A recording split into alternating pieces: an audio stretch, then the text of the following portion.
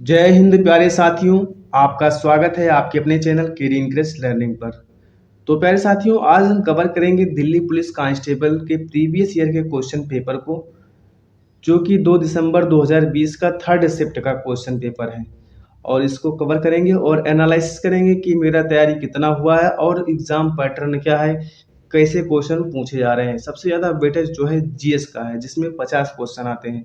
50 question में से मान लीजिए कि 35 क्वेश्चन तो आपका स्टैटिक जीके आता है, जो कि स्थिति रहती है।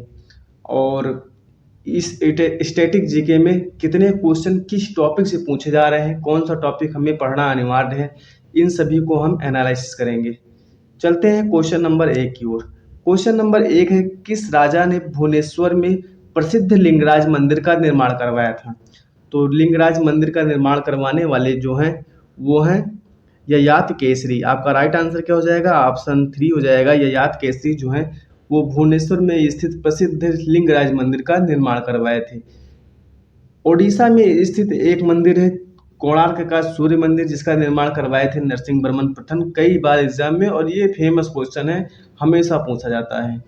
और वही पूछ लिया जाता है कि कश्मीर के मार्तंडेश्वरी मंदिर का निर्माण किसने करवाया था? तो ललितादित्य मुक्तापीठ करवाए थे। और एक बात और जान लीजिए आप सब कि मंदिर से रिलेटेड क्वेश्चन पूछे जा रहे हैं। राजराजेश्वर मंदिर, जिसे वृद्धेश्वर मंदिर कहा जाता है, शिव का मंदिर है, इसका निर्माण किसने करवाया था? तो राजेंद्र प्रथम ने करवाया था।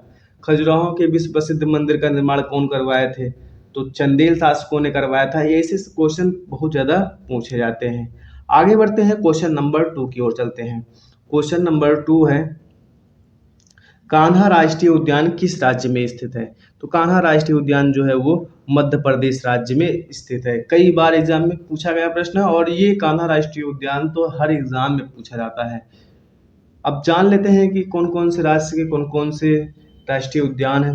इन सभी को आप पढ़ लीजिए। कर्नाटक के राष्ट्रीय उद्यान, कर्नाटक में कौन कौन सा राष्ट्रीय उद्यान है? तो नागरहोल राष्ट्रीय उद्यान है, मुदुमलई राष्ट्रीय उद्यान है, बांदीपुर राष्ट्रीय उद्यान है। बांदीपुर कई बार एग्जाम में पूछा गया है। कर्नाटक में राष्ट्रीय उद्यान जो है स्थित है। मणिपुर में कौन सा राष्ट्रीय उद्यान है?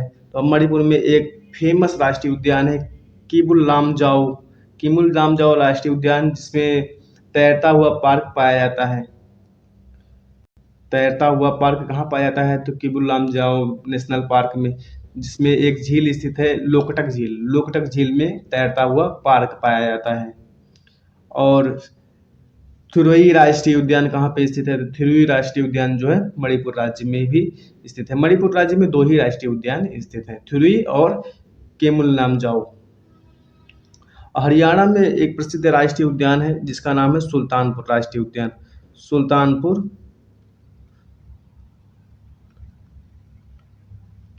सुल्तानपुर राष्ट्रीय उद्यान। सुल्तानपुर राष्ट्रीय उद्यान कई बार एग्जाम में पूछा गया प्रश्न है। सुल्तानपुर राष्ट्रीय उद्यान हरियाणा राज्य में स्थित है, इसको आप याद रखिएगा। आगे बढ़ते हैं, क्वेश्चन नंबर 3 की ओर चलते हैं। क्वेश्चन नंबर 3 है, प्रधानमंत्री और भारतीय संघ के अन्य मंत्रियों की नियुक्ति राष्ट्रपति द्वारा निम्नलिखित में से किसके अंतर्गत की जाती है? तो प्रधानमंत्री द्वारा, एक बात तो क्लियर ही हो गया कि प्रधानमंत्री और अन्य मंत्रियों की नियुक्ति कौन करता है? तो करता है राष्ट्रपति। वो सब राष्ट्रपति के प्रसाद पर्यंत ही काम करते हैं, प्रधानमंत्री और अन्य मंत्री। कितना हो सकते हैं? जितना लोकसभा सदस्य हैं उनके केवल 15% ही मंत्रियों की नियुक्ति की जा सकती है। और किस अनुच्छेद के तहत करते हैं? तो ऑप्शन ए आपका सही हो जाएगा, संविधान के अनुच्छेद 75 के तहत।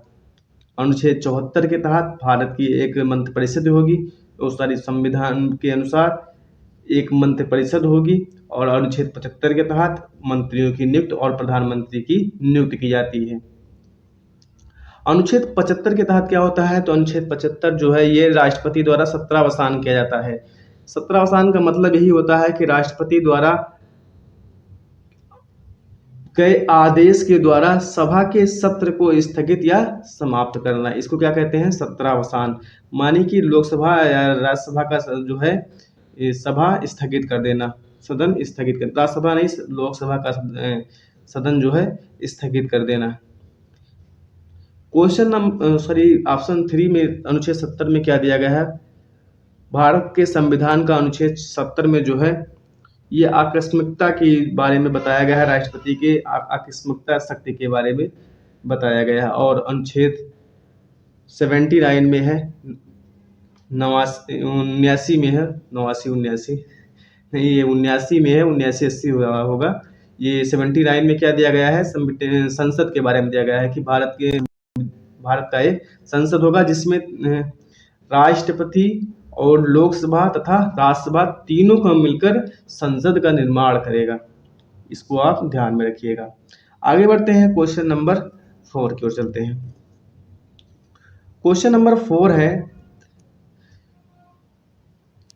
छत्तीसगढ़ में सुआ लोक नृत्य करते समय महिलाएं निम्नलिखित में से किस पक्षी की तरह अभिनय करती हैं? तो तोता की तरह अभिनय करती हैं। इसको आप याद रखिएगा। ये सब क्वेश्चन अभी 3-4 दिन पहले पढ़ाया गया है, इसमें क्वेश्चन डला हुआ है। चैनल में आप विजिट करिएगा एक बार। टॉप 100 जो जीके जीएस के मोस्ट इम्पोर्टेंट क्वेश्चन है उसमें से आप एक बार देख लेंगे तो हम आशा करते हैं आपको अच्छा लगेगा कि क्वेश्चन मिल रहा है। आगे बढ़ते हैं, क्वेश्चन नंबर 5 की ओर चलते हैं। क्वेश्चन नंबर 5 है, राष्ट्रपति द्वारा किस अवधि के पश्चात वित्त आयोग का गठन किया जाता है? तो हर 5 वर्ष की समाप्ति के बाद में वित्त आयोग का गठन किया जाता है। किसके द्वारा? राष्ट्रपति के द्वारा। अब आपसे क्वेश्चन पूछ लिया जाएगा कि राष्ट्रपति वित्त आयोग का गठन कौन करता है, किसके द्वारा किया जाता है? तो राष्ट्रपति द्वारा किया जाता है। और वित्त आयोग का गठन जो है संबंधी अनुच्छेद किस अनुच्छेद में संबंधित है? तो ये संबंधित है अनुच्छेद 280। अनुच्छेद 280। लिखने में हमें प्रॉब्लम हो रही है इसीलिए हम बोल दे रहे हैं, लिख नहीं पा रहे हैं क्योंकि मेरे पास कुछ कमी है, इसको सुधारेंगे धीरे धीरे। आगे बढ़ते हैं, क्वेश्चन नंबर 6 की ओर चलते हैं। क्वेश्चन नंबर 6 है, भारत के संविधान के निम्नलिखित में से किस अनुच्छेद में संसद के दोनों सदनों की संयुक्त बैठक का प्रावधान किया गया है? तो संसद के दोनों सदनों की संयुक्त बैठक का प्रावधान किसके द्वारा किया गया है?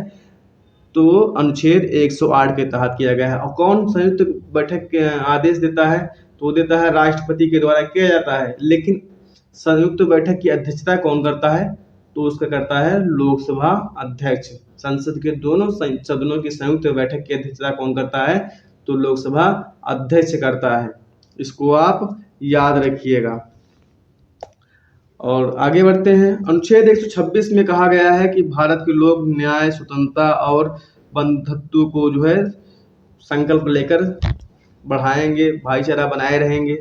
और अनुच्छेद 122 में क्या कहा गया है?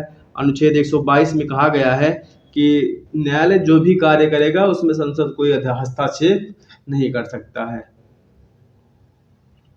और अनुच्छेद 93 में क्या कहा गया है? अनुच्छेद 93 में कहा गया है कि लोकसभा अध्यक्ष तथा उपाध्यक्ष की नियुक्ति के बारे में बताया गया है। इसको आप याद रखिएगा, इसको समझते रहिए।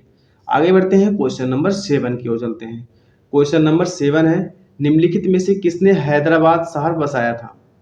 तो हैदराबाद शाह जो है वो मोहम्मद कुली कुतुब शाह ने बसाया था, जो कि कुतुब शाही वंश के संस्थापक हैं, मोहम्मद कुली कुतुब शाह। आगे बढ़ते हैं, क्वेश्चन नंबर 8 की ओर चलते हैं। क्वेश्चन नंबर 8 है, निम्नलिखित में से किसे सितंबर 2020 में भारतीय दूरसंचार नियामक प्राधिकरण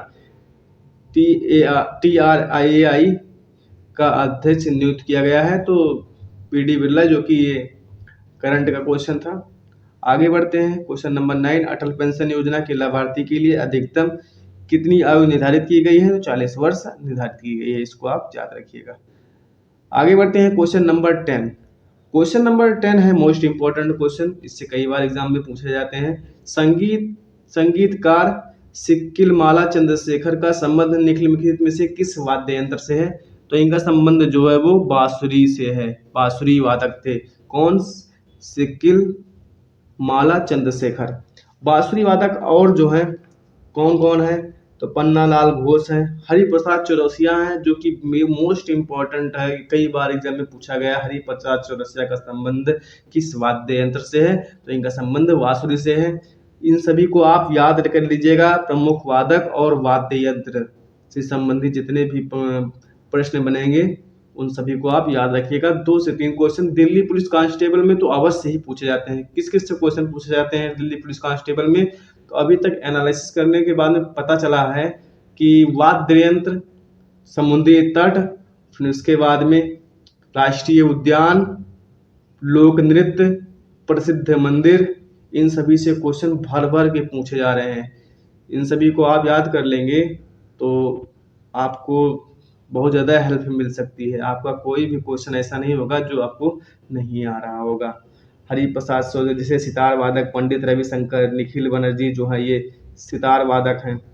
बिस्मिल्लाह खां का संबंध किस वाद्य यंत्र से है? तो शहनाई से है। डॉक्टर एन राजन का संबंध किस वाद्य यंत्र से है? तो वायलिन से है। इन सभी को आप याद रखिएगा। और एक बात और, प्रमुख शास्त्रीय नृत्य जो है, इनके नृत्यकर्ता जो है, नृत्यांगना जो है, इन सभी को आप याद रखिएगा। जैसे यामिनी कृष्णमूर्ति का संबंध अभी पिछली वाले प्रैक्टिस सेट में पूछा गया था क्वेश्चन में कि यामिनी कृष्णमूर्ति का संबंध किस वाद्य यंत्र से है? तो इनका संबंध जो है भरतनाट्यम से है। इन सभी को आप याद रखिएगा। आगे बढ़ते हैं। Question number 11। क्वेश्चन नंबर 11 जो है, the art of living a guide to contentment, joy and fulfilment पुस्तक के लेखक निम्नलिखित में से कौन है? तो ये है दलाई लामा। इसमें आपका राइट आंसर क्या हो जाएगा? दलाई लामा। ऑप्शन ए आपका राइट आंसर हो जाएगा। आगे बढ़ते हैं क्वेश्चन नंबर 12 की ओर चलते हैं। क्वेश्चन नंबर 12 है, 14वीं शताब्दी में मोरक्को यात्री इब्न बतूता किसके शासनकाल में भारत आया था? तो इब्न बतूता जो है ये मोहम्मद बिन तुगलक के शासनकाल में भारत आया था। ये तो इतना फेमस क्वेश्चन हो गया है कि हर एग्जाम में पूछा जा रहा है। और दिल्ली पुलिस के जितने भी प्रैक्टिस सेट हैं, जितने भी पेपर हुए हैं, उन सभी में ये कॉमन क्वेश्चन है कि इब्न बतूता जो है किसके शासनकाल में भारत आया था? तो ये मोहम्मद बिन तुगलक के शासनकाल में भारत आया था। इसकी एक प्रसिद्ध पुस्तक का नाम है क्या है? तो उसकी प्रसिद्ध पुस्तक का नाम रहला है। प्रसिद्ध पुस्तक का नाम इनके रहला है। और कहाँ से आए थे? तो ये मोरक्को यात्री थे, मोहम्मद बिन तुगलक के शासनकाल में आए थे। इसको आप याद कर लीजिए। आगे बढ़ते हैं, क्वेश्चन नंबर 13 की ओर चलते हैं। क्वेश्चन नंबर 13 है, करंट का क्वेश्चन है। क्वेश्चन नंबर 14 है। क्वेश्चन नंबर 14 है, 16वीं शताब्दी में किस भारतीय शासक ने चांदी का सिक्का जारी किया और इसे रुपए का नाम दिया? तो शेर शाह सूरी ने चांदी का सिक्का जारी किया था, तो जिसका नाम रुपया था, जिसका नाम रुपया था। और विजयनगर साम्राज्य के जो है ये सबसे महान जो शासक थे, ये कौन थे? कृष्णदेवराय। इनके राज्य में प्रसिद्ध व्यक्ति कौन रहते थे? तेनालीरामन। तेनालीरामन किसके शासन काल में रहते थे? किसके दरबार में रहते थे? तो कृष्णदेवराय के दरबार में रहते थे। और अकबर और हेमू के बीच में जो है पानीपत का दूसरा युद्ध हुआ था। इसको आप याद रखिएगा। आगे बढ़ते हैं, क्वेश्चन नंबर 15 की ओर चलते हैं। अब देख लीजिए कि मेडिवल हिस्ट्री से केवल एक क्वेश्चन पूछा गया है। आगे बढ़ते हैं। अभी तक आपको एक ही क्वेश्चन मिला, आगे बढ़ते हैं, मिल सकता है। क्वेश्चन नंबर 15 है। क्वेश्चन नंबर 15 है जो कि करंट का क्वेश्चन है। आगे बढ़ते हैं, क्वेश्चन नंबर 16। क्वेश्चन नंबर 16 है most important question. Question number 16 है, निम्नलिखित में से कौन सी रेखा भारतीय मुख्य भूमि से होकर गुजरती है? तो भारतीय मुख्य भूमि से होकर कौन सी रेखा गुजरती है? तो केवल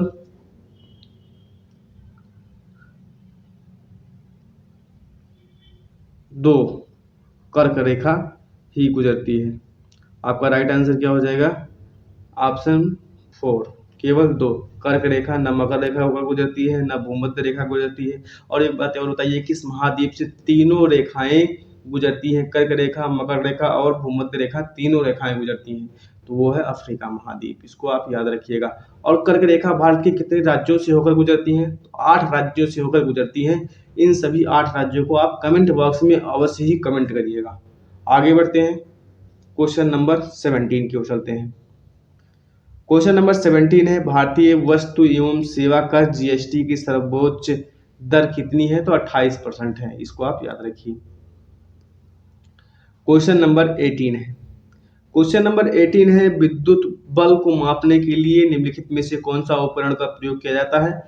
तो पोटेंशियोमीटर का प्रयोग किया जाता है। आगे बढ़ते हैं क्वेश्चन नंबर 19 की ओर। क्वेश्चन नंबर 19 जो है ये करंट का क्वेश्चन है। क्वेश्चन नंबर 20, क्वेश्चन नंबर 20 ये भी करंट क्वेश्चन है। भारत सरकार की स्टार्टअप इंडिया योजना के अंतर्गत प्रदत्त बैंक ऋण की न्यूनतम राशि कितनी है? तो 20 लाख रुपए है। आगे बढ़ते हैं क्वेश्चन नंबर 21, ये भी वही है। क्वेश्चन नंबर 22, क्वेश्चन नंबर 22 है, प्राचीन भारत में वाकटक राजवंश के संस्थापक कौन थे? तो वाकटक राजवंश के संस्थापक जो थे वो बिंदुशक्ति थे। बिंदुशक्ति जो थे वो प्राचीन भारत में वाकटक राजवंश के संस्थापक थे। कुछ राजवंश के संस्थापक से को आप याद कर लीजिए, इनको पूछा जाता है जो है। आगे बढ़ते हैं, ये प्राचीन इतिहास से केवल एक क्वेश्चन मिला आपको। क्वेश्चन नंबर 23, हाँ एक बात और जान लीजिए, कॉन्स्टिट्यूशन से क्वेश्चन मिल रहे हैं आपको, पॉलिटिक्स से क्वेश्चन मिल रहे हैं, राज्य व्यवस्था से। क्वेश्चन नंबर 23 है, किसी राज्य का राज्यपाल किसके प्रसाद पर्यंत अपना पद धारण करता है? तो राज्य का जो है राज्यपाल जो है वो भारत के राष्ट्रपति के प्रसाद पर्यंत ही अपना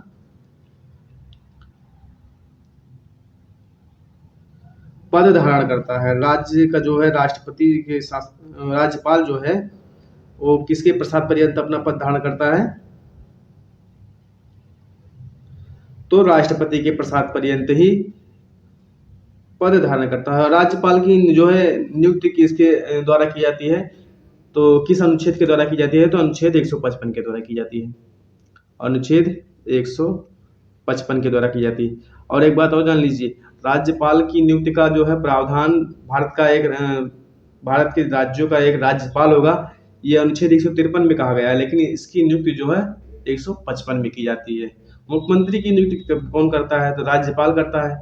राज्यपाल मुख्यमंत्री की नियुक्ति करता है, किस अनुच्छेद के तहत? तो 164 के तहत। प्रधानमंत्री की नियुक्ति जो है राष्ट्रपति करता है, किसके तहत? तो अनुच्छेद 75 के तहत। अभी आपको आगे डिस्कस किया गया है। आगे बढ़ते हैं क्वेश्चन नंबर 24 की ओर चलते हैं। क्वेश्चन नंबर 24 है, निम्नलिखित में से कौन सी वस्तु अधिनियम 1955 में सम्मिलित नहीं है?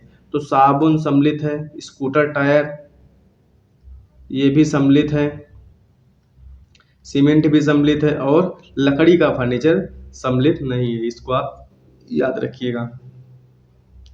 आगे बढ़ते हैं, करंट का क्वेश्चन है, 2025 राष्ट्रमंडल खेलों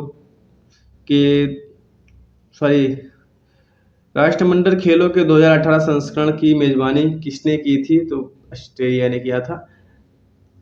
आगे बढ़ते हैं क्वेश्चन नंबर 26, ये क्वेश्चन कई बार एग्जाम में पूछा गया प्रश्न है। विजयनगर साम्राज्य और दक्कन सल्तनतों के बीच तालीकोटा की लड़ाई किस वर्ष में लड़ी गई? तो ये 1665 में लड़ी गई थी, तालीकोटा का युद्ध, जिसे एक नाम और जाना जाता है राक्षस तंगड़ी का युद्ध। राक्षस तंगड़ी का युद्ध कब हुआ था? तो 1665 में हुआ था। तालीकोटा और राक्षस तंगड़ी दोनों एक ही है, जिसमें बरार, बीदर और यहाँ के शासक मिलकर के, इनकी संयुक्त सेना मिलकर के किसको परास्त किए थे? तो विजयनगर साम्राज्य का विध्वंस किए थे। आगे बढ़ते हैं क्वेश्चन नंबर 27 की ओर चलते हैं। क्वेश्चन नंबर 27 है, निम्नलिखित में से किस वैज्ञानिक ने सापेक्षता का सिद्धांत प्रतिपादित किया था? तो सापेक्षता के सिद्धांत का प्रतिपादन किसने किया था? तो अल्बर्ट आइंस्टाइन ने किया था। सापेक्षता के सिद्धांत का प्रतिपादन किसने किया था? तो अल्बर्ट आइंस्टाइन ने किया था। क्या कहते हैं? हमारा ब्रह्मांड एक 4 आयामी संरचना है जो कि किसी दिए गए बिंदु यूक्लिडियन समतल संरचना के बराबर होते हैं। या अब इसको आप याद रखिएगा, धीरे धीरे भूल रहा है। आगे बढ़ते हैं क्वेश्चन नंबर 28 की ओर चलते हैं। क्वेश्चन नंबर 28 है, कोलेरू झील निम्नलिखित में से किस राज्य में स्थित है? तो कोलेरू झील जो है आंध्र प्रदेश राज्य में स्थित है। आंध्र प्रदेश राज्य में कोलेरू झील स्थित है। कोलेरू झील के पास में एक महत्वपूर्ण द्वीप है, कौन सा द्वीप है उसको आप कमेंट बॉक्स में कमेंट करिएगा। और एक बात और जान लीजिए, एक प्रसिद्ध क्वेश्चन कौन सा है कि सबसे खारे पानी की सबसे बड़ी झील कौन सी है? तो वो है, सबसे ज़्यादा खारे पानी की झील कौन सी है? तो वो है सामर झील।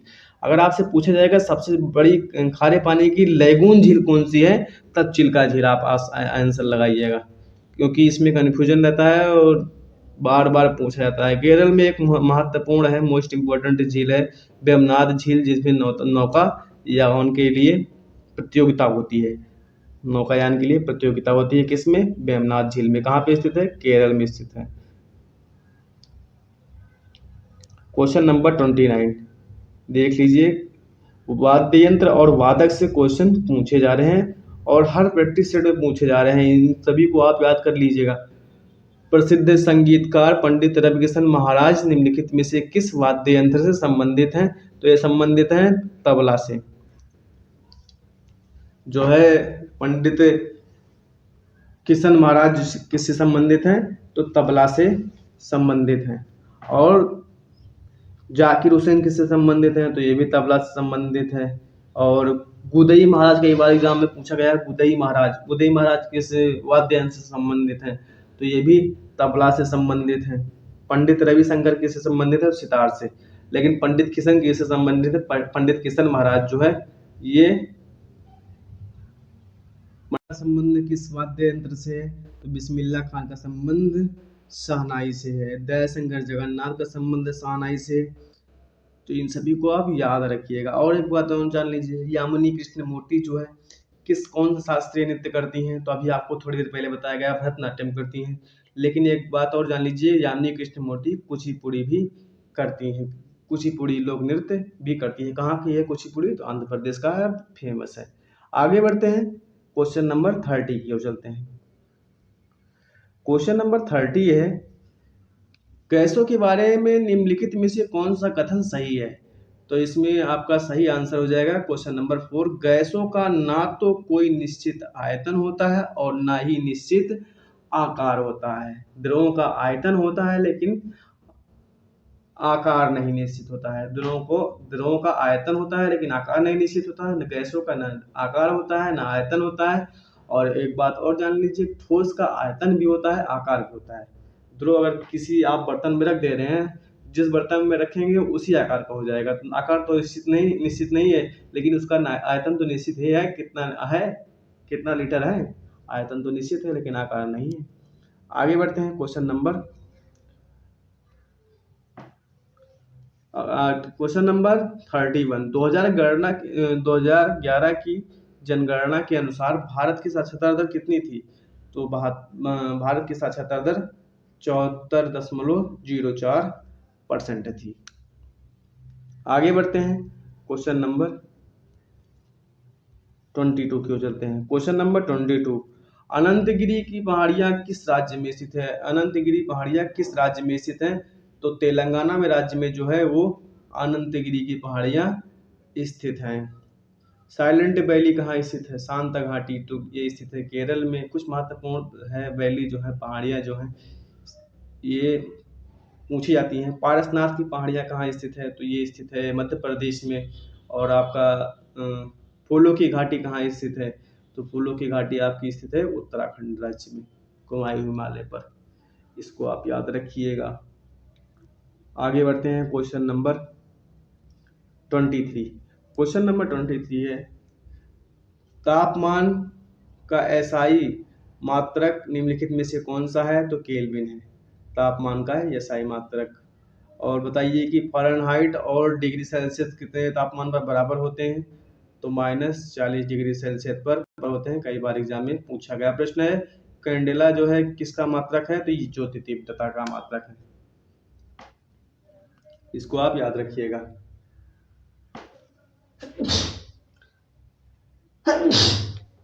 सॉरी। आगे बढ़ते हैं, क्वेश्चन नंबर 34 को चलते हैं। क्वेश्चन नंबर 34 है, निम्नलिखित में से किस राज्य में पौनांग लोक नृत्य प्रचलित है? किस राज्य में प्रचलित है? तो इसमें आपका राइट आंसर हो जाएगा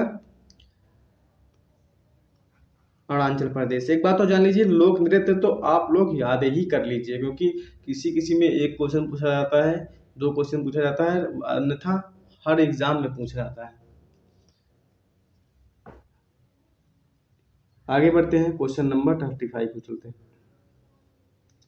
क्वेश्चन नंबर 35 है, भारत सरकार की निम्नलिखित में से कौन सी संस्था प्रधानमंत्री वय वंदना योजना का संचालन कर रही है? तो भारतीय जीवन बीमा निगम।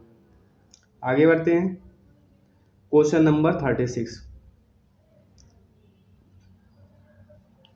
सरहुल त्योहार किस राज्य में मनाया जाता है? तो ये झारखंड राज्य में मनाया जाता है सरहुल त्योहार।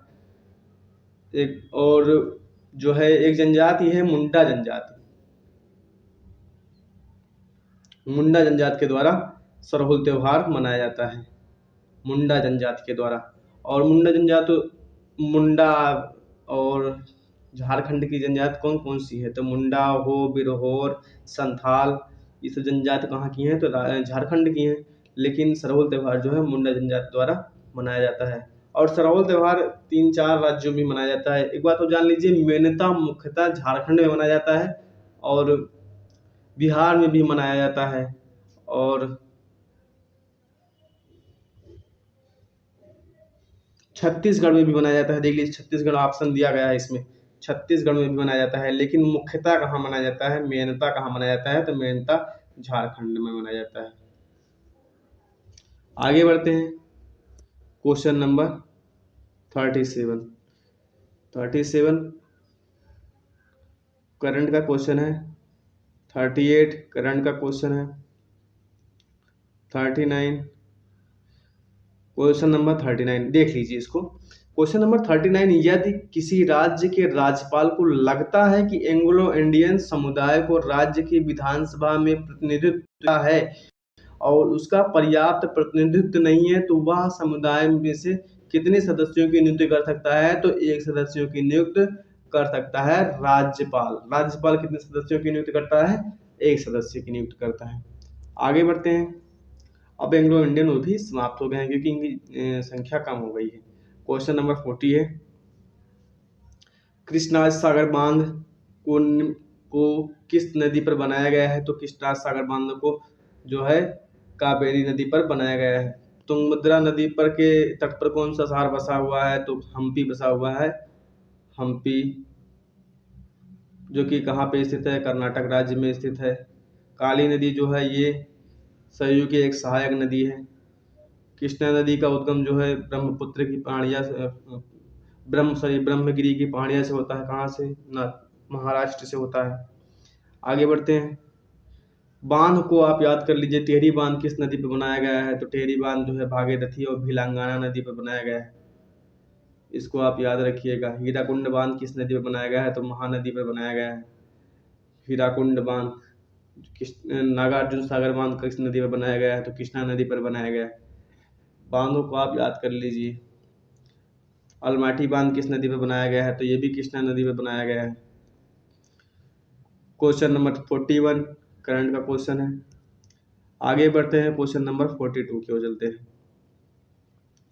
क्वेश्चन नंबर 42 है, निम्नलिखित में से किसके अंतर्गत भारतीय प्रशासनिक सेवा और भारतीय पुलिस सेवा को संसद द्वारा सृजित सेवाएं माना जाता है? तो ये अनुच्छेद 312 के तहत, इसको आप याद रखिएगा। आगे बढ़ते हैं, क्वेश्चन नंबर 43 की ओर चलते हैं।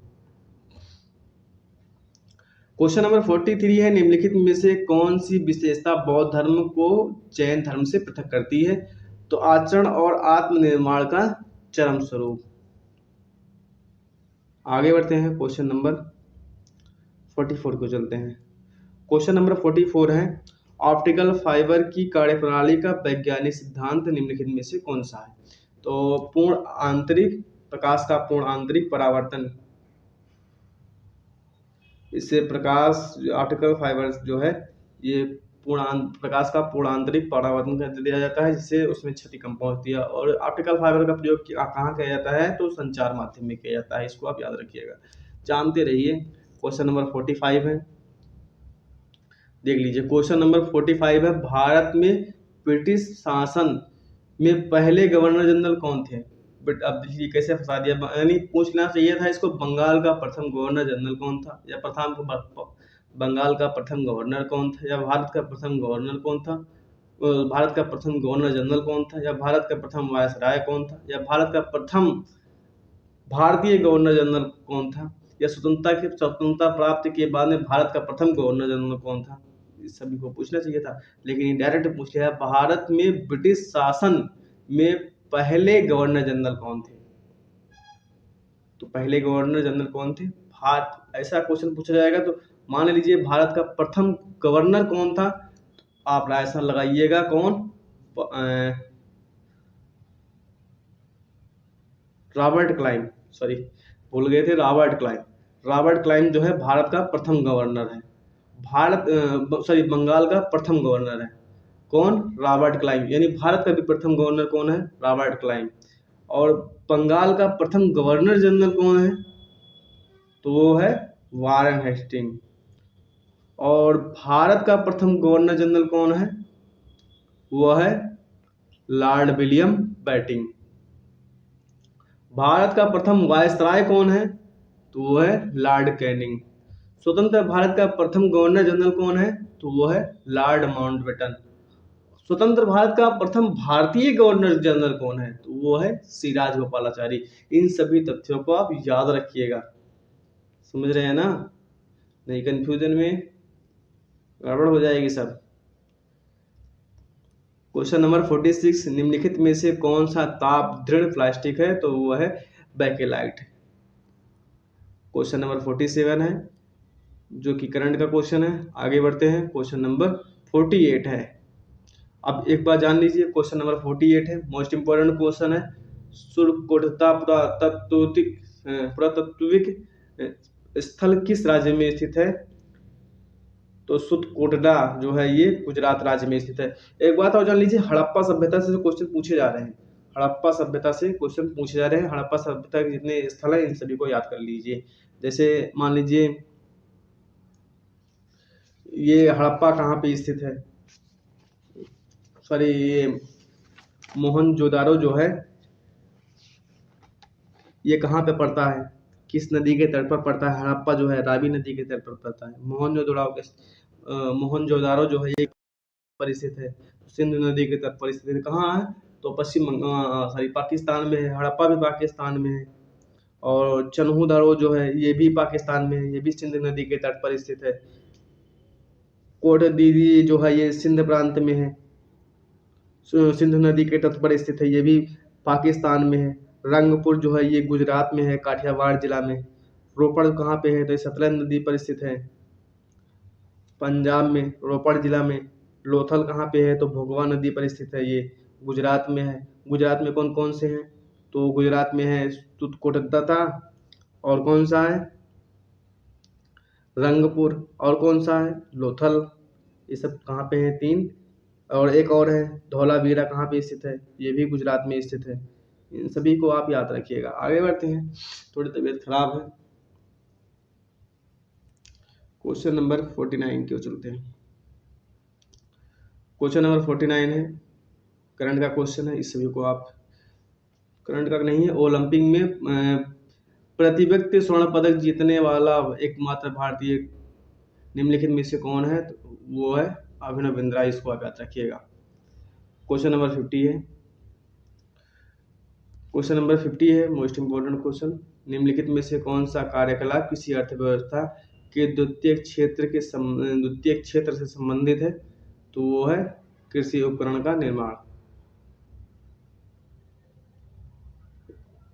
इन सभी को आप याद रखिएगा और समझिए कहाँ कहाँ से क्वेश्चन पूछे जा रहे हैं।